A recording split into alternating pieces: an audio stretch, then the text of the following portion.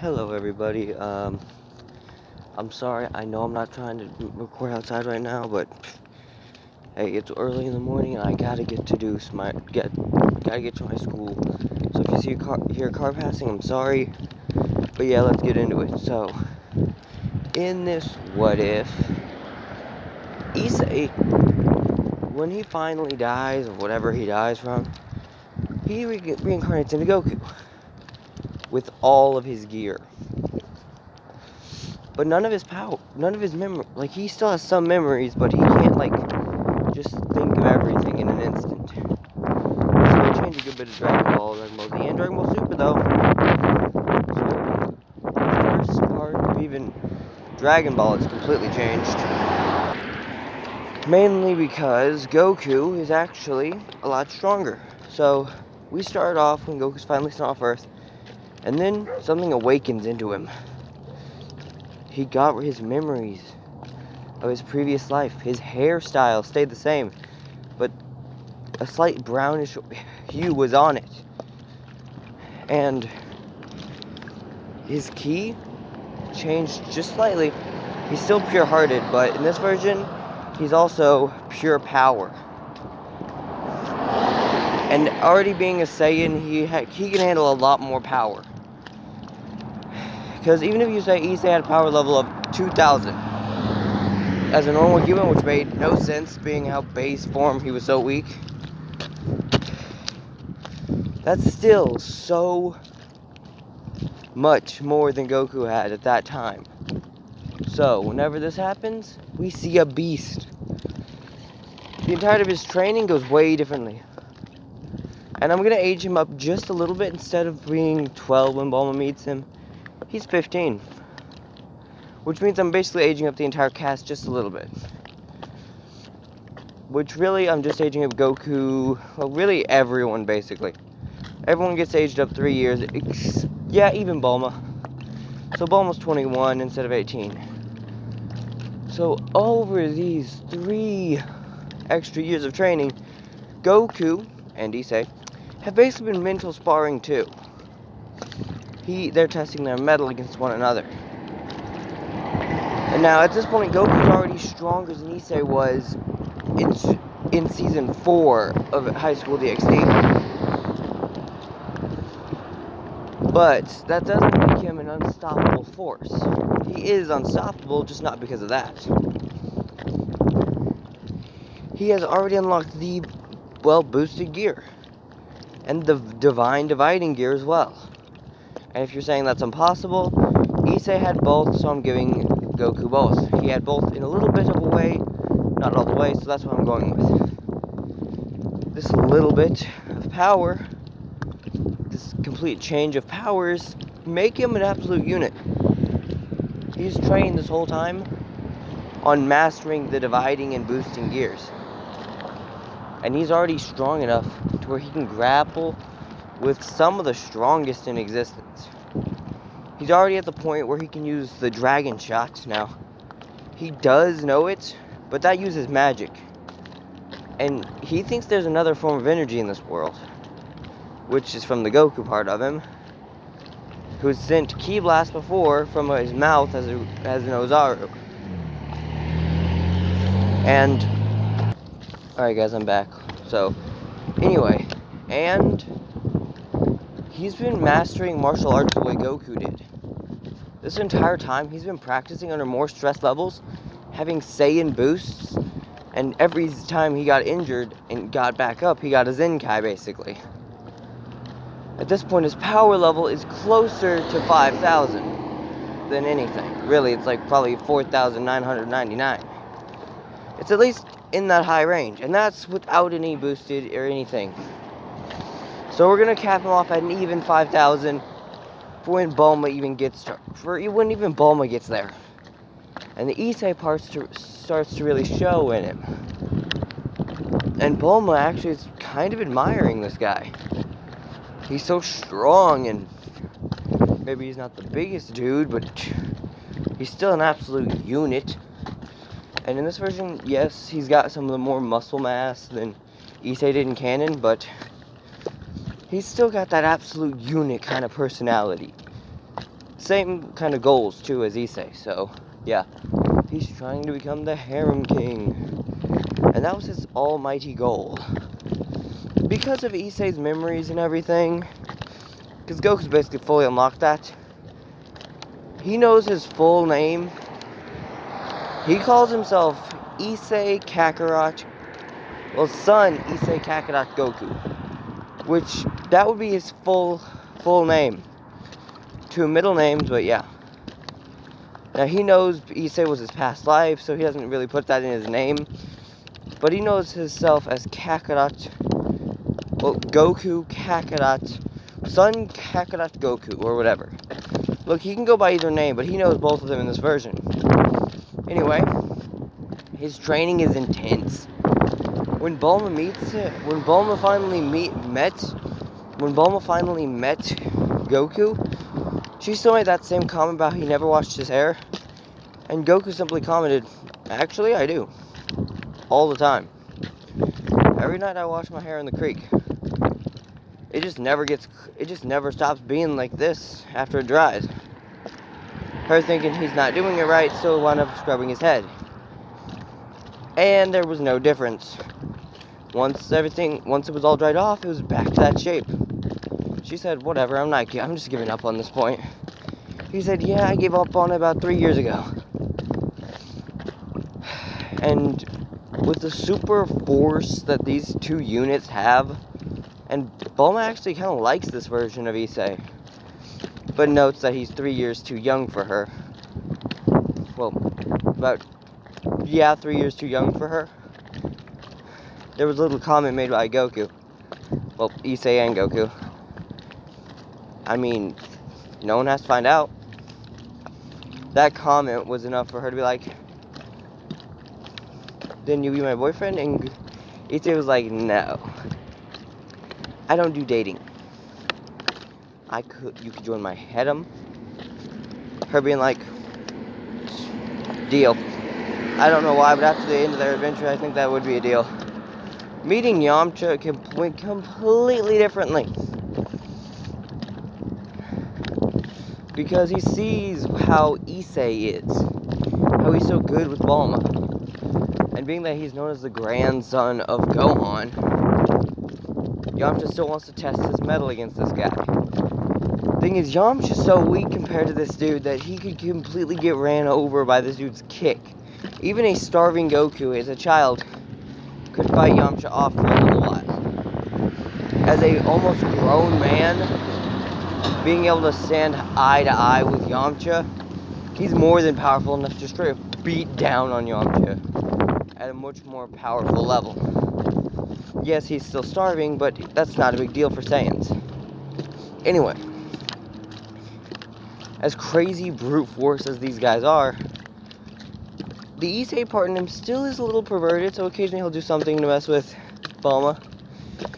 But we're gonna cut 3 years later, because basically everything in Dragon Ball went by like it was nothing.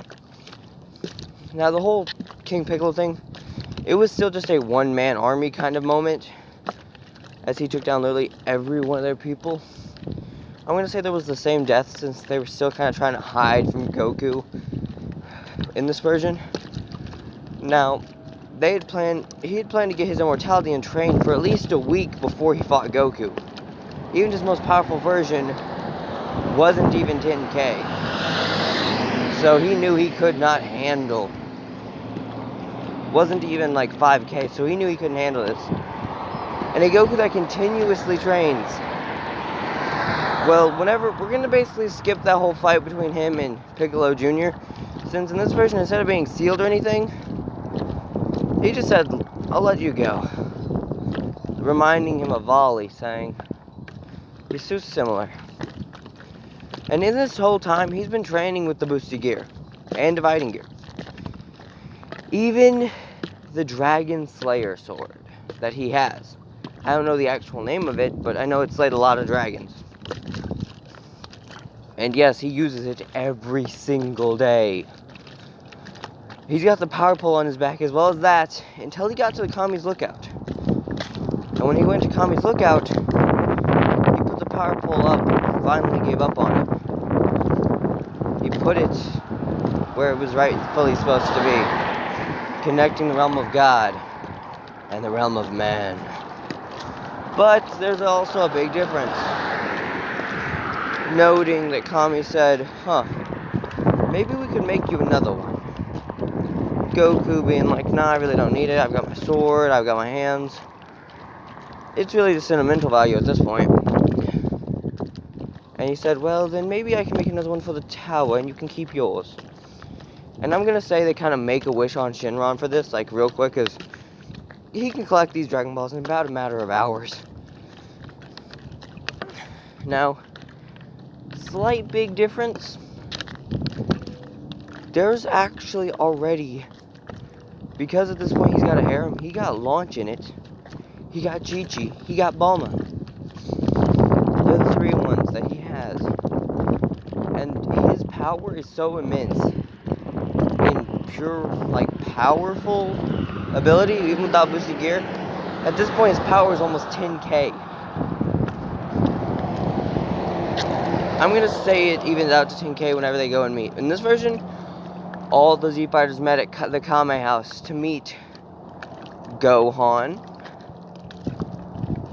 a Trunks that is a year younger than Gohan, and a specially different character that actually would surprise you about the name. I'm going with Kiba. I'm going to use the name Kiba because I think it made the most sense. You know, because I'm thinking for Launch's kid's a weapon master, though. Like, wields that sword like a pro. Doesn't resemble Kiba, but the blonde form reminds him of Kiba. And actually taught his son be more respectful than anyone else. Which is why he calls him Kiba, because Kiba was the most respectful guy he knew in his past life. Anyway, next we go to the whole fight with Raditz, which isn't even a fight. The kids alone have power levels around 3,000. And in this version, because it's a little bit different than it was with canon, Chi-Chi is fine with Gohan training. She doesn't want to try testing her luck on it. And Goku, he's completely fine with this. He's happy for it. Gohan, who actually likes to train in this version, actually unlocked a little bit of a boosted gear kind of ability. It's not the boosted gear, but it is somewhat similar. Noting that this version of Goku has ki and everything, and magic, the issei in him just wants to train the magic as well. And I don't think he'd flack on it. Because with Goku's drive and training, and Issei's knowledge, they're going to train this whole time. And the Z Warriors, they're a lot stronger as well. They've been trying to keep up with Goku, and even get even surpass him. But not able to. After a few years. But when Raditz pulled up, he met Piccolo. And in this version, Piccolo has occasionally stepped up and tried to train with Goku. Actually tried to beat Goku in sparring matches, but never worked. Every time he was closer, though. So we're getting to the point where even the Z Warriors have power levels around 5,000. Everyone has power levels around 5,000. And Goku's is around 10,000. So Yamcha alone could probably take out the entirety of the villains from the Saiyan saga, except basically he can take out everyone but Vegeta, and even then that might be overkill, because it would take like Goku and 2 others to handle Vegeta, but really it wouldn't. Anyway, let's get back to the video. So Raditz, he meets his younger brother and met his 3 sons, calling them useless things that weren't supposed to ever exist, being that they're the offspring between Saiyans and humans, saying a Saiyan should only mate with another Saiyan. And Goku actually said, no, you ain't pulling that. I'm gonna do what I want, and if you got a problem with that, we can throw these hands. The issei's cockiness coming out in this point. And Raditz said, "Oh, okay, little brother." I went to swing a punch. That one punch sent Raditz flying because Goku caught it, and reflected a single, literally just catching it and flicking it away, was enough to send Raditz flying. Raditz said, "How dare you!" in a rage, kind of flying at Goku, getting completely one-shot by Goku's tail. Which, yes, they kept their tails in this version. And their swings are like literal monsters to anyone who tries to catch it. Now, yes, they're actually pretty dang powerful, but they're not crazy, unstoppable, killing forces unless he wants them to be. Anyway, the whole thing about 1 year until they come still happens, but in this version, it's because Raditz is starting to realize his errors. And he's actually apologizing to Goku, and they said they've got 1 year until they'll be there. Goku said, "Come with me, my brother. We're all training for the next year to deal with some people." Saying each and every one of them had to work up the entirety of a sweat to get to the next power-up, the next power-up was completely faster than a bolt of lightning. And if you're wondering what I mean by the next power-up was was more powerful than a burst of lightning, Goku honestly just said, "Bring it." Because he has no need for Kaioken in this version. And he actually trained his brother on how to unlock power-ups. And he already gave his sons their weapons. Piccolo trains with Gohan. Krillin will be training with Yamcha. Launch's kid trains with Tien. And Gohan, and the final child will be training. I think the final kid would be, well, this version of Trunks would be training with a completely different, would be training probably his mind more than anything. Sorry about that, guys. Anyway, so yeah. He's a genius level almost as much as his mother already, and he's basically the weapons technologist. So yeah, this version of Trunks is actually super smart, and has already made 2 versions of the boosted gear. They were kind of more like prototypes of it, but they were basically copies of it anyway. And they're made to boost the person's power and ki every 10 seconds. Only problem is they still have a ton of drawback, just like the actual boosted gear.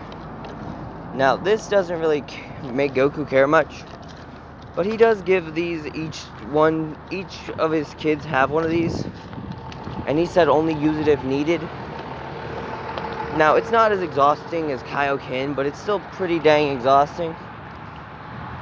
So this version of Goku, whenever the year has passed, he's trained Raditz up to a power level about 17.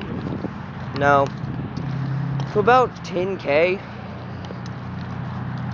And at 10k, Raditz notices his power is almost unstoppable. The only one who can keep up with him is Goku and, well, the kids. But the humans, they have a little more trouble keeping up because they don't have any advanced power-ups or anything like that. This version of Trunks, though, even at the age of 3, being a super genius, has made so many boosted gear copies, and they're just about perfected, and they basically are the way where you can just wear a watch, press a button for the boosted gear to come out, and really you can just click it with your regular hand. And once you hit that button, boom, the gear is out, and you're ready to fight. And you can wear it like with any kind of clothes. It's just a normal watch too. Now, this does mean that there's a lot less struggle in Dragon Ball Z. Now, the Saiyan Saga is completely easy, it's a wash, but they don't kill either of them. But at one point, Piccolo, not seeing that an attack was flying at him from from... Well, if an attack from Vegeta was flying straight towards the kids and they didn't have the ability to block this attack, it was a full force of Zaru Blast. Piccolo looked at Goku,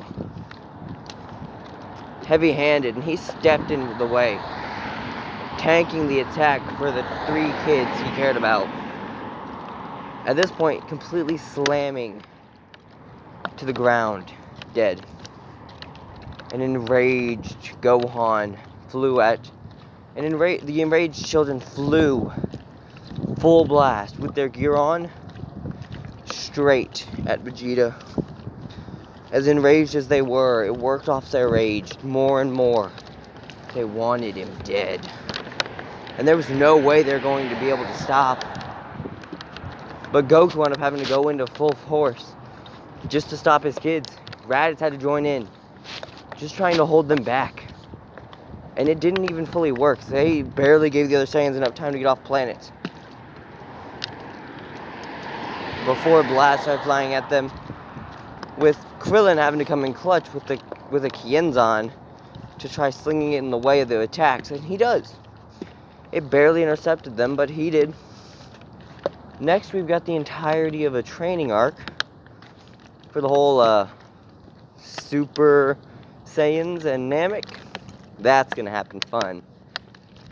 But in this version, whenever they go to Namek, a very large difference happens. Each one of the kids go with Bulma.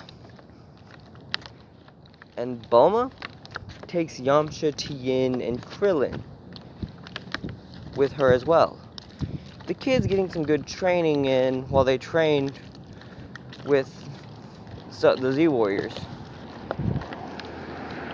They all got a pretty good boost, but it's nothing notable because they're really not going to be the main focus on this one. Goku, who's at this point not recovering but waiting on that final shift to be done, with Raditz waiting too, the entire time training up the full force. And once the ship was done, they took it out into space. And they actually went into the whole hyper thing where they would have the gravity increased and everything. At this point, the gravity isn't the same though.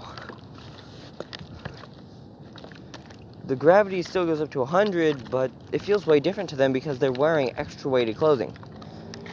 They brought over 5 times the weight that Goku wore in canon, each. So, when they put all this weighted clothing on, they can barely walk at 1 times Earth gravity. Barely even able to fight. But they turn it up to 10 times Earth's gravity, which is really difficult on them. They can barely even move. But they start training in this, slowly but steadily. They're actually able to master this. Going up to 20 times Earth's gravity, and then up to 30. Eventually even making it to 100 before landing on Namek.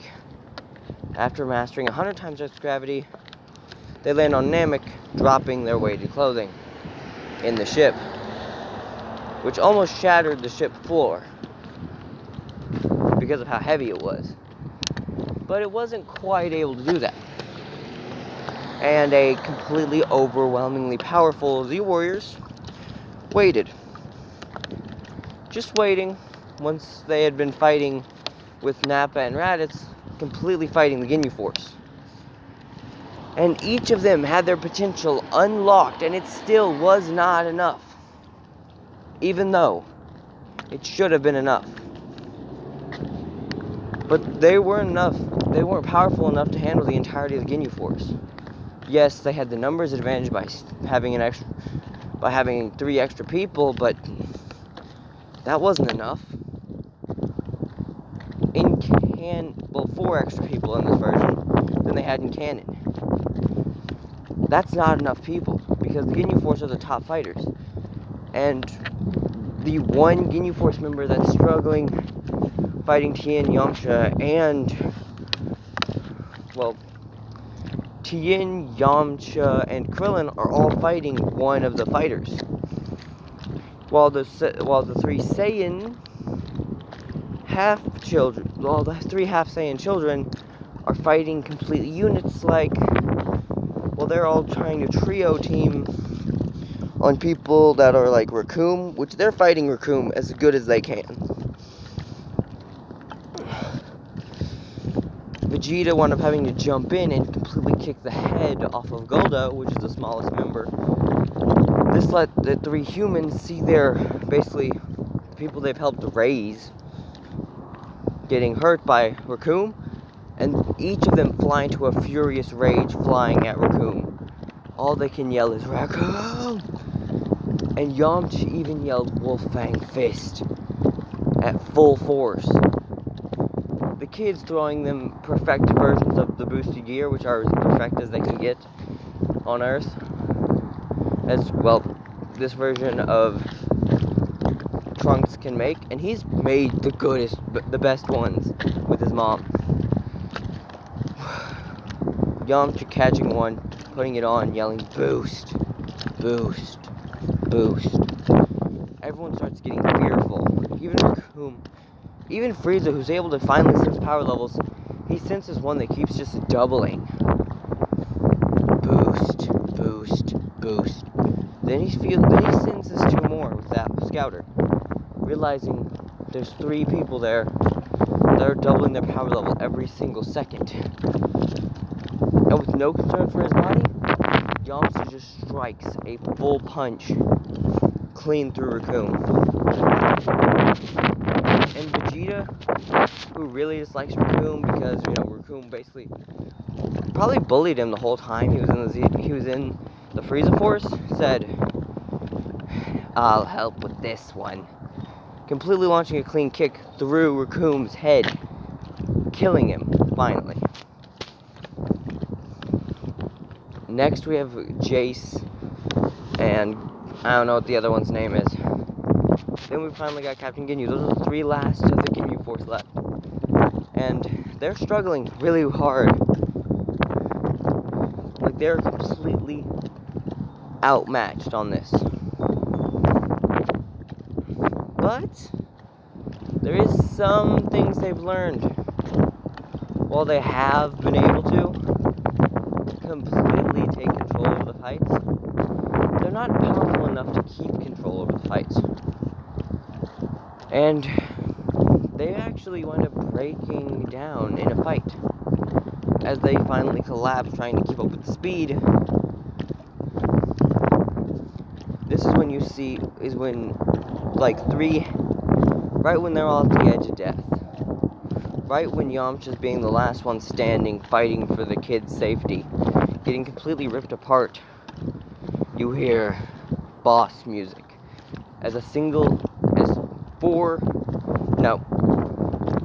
two Saiyans step out of a spaceship landing far away and zoom by with enough speed to overwhelm anyone. As fast as it was, it overwhelmed everyone. It was like a bolt of lightning, but faster. They knew they had no way of being able to outspeed this dude. They hoped they could. They were praying they could outspeed this dude, but they couldn't. Not even for a second. Jace and the other one, blue and red guys, were just flying at full force, trying to take out even one of the two unstoppable Saiyan brothers. Then Goku completely stops in his tracks, and he elbowed Jace right in the face. And the other one got a complete kick to the head by Raditz. At this point, they're just beating down the Ginyu Force. And once they finally beat it down, and everyone else has been given a senzu bean, you hear tick-tock as Frieza's finally pulling up. Right before Frieza is able to say anything, or Captain Ginyu able to do anything, because Captain Ginyu is going to be the one to go fight first. Right whenever these are about to happen, boom. Vegeta barely recovers from eating that senzu bean, kicks a clean hole through the two of the remaining Ginyu Force members. Now the only one left is Captain Ginyu and Frieza, on the Frieza side. As overwhelmed as they all are, Captain Ginyu tries doing something that was a really bad idea. He took over the body of one of them. He thought it'd be a best idea to take over the body of the ones that had just beaten his subordinates. He doesn't want to take over Vegeta's body because he doesn't see a use for it. He knows it was just finishing them off, not being the one to beat them down. So he looks around at the ones that have been able to beat down on his subordinates. He sees Goku, and he sees Raditz. Looking these two in the eyes, say, well, that'll be difficult. Wondering which is the stronger of those two. They both cleanly admit it. They say it's Raditz. So whenever Raditz kind of got his body taken over, you hear, well, now you have luck. Them saying, what do you mean? I'm the strongest fighter. No. You took the second strongest fighter. Wait, what? You really think we weren't going to be able to tell they were trying to take one of our bodies over? This being terrifying, no. Beating down the body of Raditz, everyone was fighting it. Everyone. Even the Ginyu body was trying to get in blows on Raditz's body. In the end, they did. They finally took down Captain Ginyu. When he tried switching into Goku's body and got a frog thrown into the way. Because he wanted to switch it back into his own body with that, and when he tried switching back into Goku, trying to switch to Goku's body, boom, frog. And then Vegeta came up, killing the frog in Ginyu's body and killing Ginyu in the frog's body. Walking away, saying, Vegeta. Yes. Anyway, they're all kind of walking away when they're walking towards Frieza, and each of them, Vegeta starts claiming that they are the legendary Super Saiyan. That one of them has to be it. With the power they have, it has to be one of them. But not quite. You see, both of them having hair spiked up reveal that they have found another power. Not Super Saiyan, but a full force super power up. It's kind of like Kaioken, but he calls it the infinite boost. It's when all those who are boosted grab each other's arms, sending all their ki into one of the people. Even without the boosted gear, the strongest one there, getting all the power, would be more powerful than anyone else. They revealed that they practiced with this, and it was pretty impressive. But anyway, they trained for more and more time. And at this point, Goku notices how Frieza is too powerful for them. Frieza actually wound up killing every one of the humans, even able to kill Raditz and Nappa. Vegeta and Goku being the last two standing, and the kids, Goku is enraged. Vegeta isn't as enraged, but he's still pretty mad. And the last thing Frieza said that he shouldn't have said in his third form, he said, now it's time I kill your son. Or your sons, I mean. Putting 3 fingers out, trying to make 3 different death beams to stab them each with in a shot. A Super Saiyan Goku appears, grabbing the arm of Frieza and starts just gripping it. Not breaking it, just gripping as hard as he could. Almost ripping it off. Now, he doesn't actually rip it off. But the fight with Frieza went worse than in canon. Because we see a gauntlet and wings appear on Goku's back. A gauntlet on his arm and wings on his back, every swing he takes starts to make the earth shake. Well, Namek shake. The final wish with the Dragon Ball to revive everyone killed on the planet. Revive everyone killed on planet Namek. Right before this happens, something very terrifying seemed to happen. As you hear a single thing. Everyone's back. And then it was wished for them all to be transported in a group to Earth. Very specific wording. So the Ginyu Force and all of Frieza's soldiers are there. Everyone except for Goku and Frieza are there. Frieza still somehow survives by the skin of his teeth, but he doesn't perfectly make it out of there. He's very injured. And is only barely even able to stand up. Well, not even stand up since he's been cut in half. But in this version, every body part of his that was ripped off was saved. They were all floating next to him. King Cold still captured him, put him in the ship and everything and all that. Not a big deal. Anyway, next. We've got the fight against an unstoppable force. Which a single, not even the most powerful person there takes out. Because when Goku finally got back from Yardrat, he noticed he had picked up a good bit new skills. He had unlocked things like telekinesis, not much of it, but like, real things he unlocked were basically just, he unlocked a power that was, well, he can go into Super Saiyan now perfectly at will. He also noticed that now his power was so much higher that it was almost unstoppable. And it wasn't even his full force.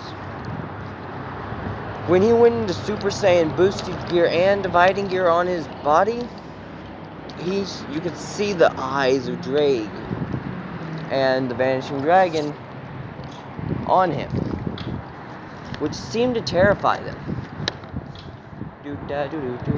Anyway, these eyes, almost seeming monstrous, are more than enough to terrify everyone whenever they saw the full force. But they aren't too scared since it's Goku, and they keep their training up. Now, the whole thing about the android still happens. In this version, he's a lot smarter. So he actually winds up actually taking the medicine. Still getting a heart pain, but never killing him. It does injure him for a while, and he does have to stand out of the fight for a bit, but not for too long. And once he's back in the fight, no one is going to win against him. When he's finally allowed back in the fight, 17 and 18 can't handle him. Anyway, at this point the kids have they haven't really unlocked the power, but they've gotten a somewhat useful ability over the dividing gear. They've been able to wrap their heads around it, and Trunks has been able to make a small version of it. Not as powerful, but still pretty powerful. And they're even able to actually do some stuff that was unexpected of them. Like completely make a basic, not copy, but completely be able to make versions of them that would work. Noting the boosted gear and all the gears weren't really useful at this point, they should stop trying to recreate the boosted gears, and he had a better idea for them to train to get Super Saiyan. And in this version, that training went by as a breeze. Sorry if y'all can't hear me very well. So yeah, the training took them about 2 days to do, because hyperbolic time chamber. And they trained the entire time. Gohan walks out in Super Saiyan, and so did the other two. When they had walked out like this, it terrified everyone. Vegeta, who's barely even unlocked Super Saiyan before the Cell saga, and Cell had just taken out the androids by absorbing them. Well, not 18, but yeah, only 18 is remaining. 18 is doing her best to survive. Krillin still ends up smashing the exact same the button the same way. But this time when he smashed it, huge difference happened. When he smashed it, he almost terrified everyone. Because he had smashed it, and they had realized what they had messed up. And Vegeta, being ever so cocky, still wound up reviving, still wound up letting Cell absorb 18. Now, at this point, they had actually been thinking, they need a new Kami. Yes, they could train. Now, Goku knew he couldn't train fully crazily, but he knew he could still train a good bit. Now, he knew he wasn't where he needed to be, but he was still above the average. So he kept the training up. So the training went, well, crazy. All the kids have Super Saiyan now. Raditz unlocked Super Saiyan. And even Nappa had somewhat unlocked Super Saiyan. He can't just go into it at will, though. He's got barely even able to go into it at the point. And they're all training like monsters. Each one of them able to go into a Super Saiyan form much more powerful than expected. And at this point, they've trained enough. The Cell saga is done. Because the same Cell tournament still happened. And the Cell tournament went very differently. In this version, they said, we're going to have the kids who are more than enough to handle you, defeat you. When Goku said this, all the adults cursing him out, saying, are you crazy? These are kids, not warriors. Goku saying he's trained with them each a year, and their power is more than enough. Remarking this, Kiba had taken out the sword. But it wasn't just the dragon sword. He covered it in ki.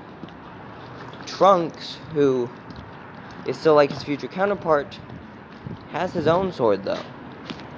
And Gohan is going to get the Z sword, so yeah. They each are able to wield swords pretty much easily, and they stab their swords down into the ground. And they make a single comment. Don't make a promise if you can't pay dues. No one being able to handle them, they think it's completely going to be easy. And they do their entire training montage like complete beasts. At the final end of the training, hold up, off real quick.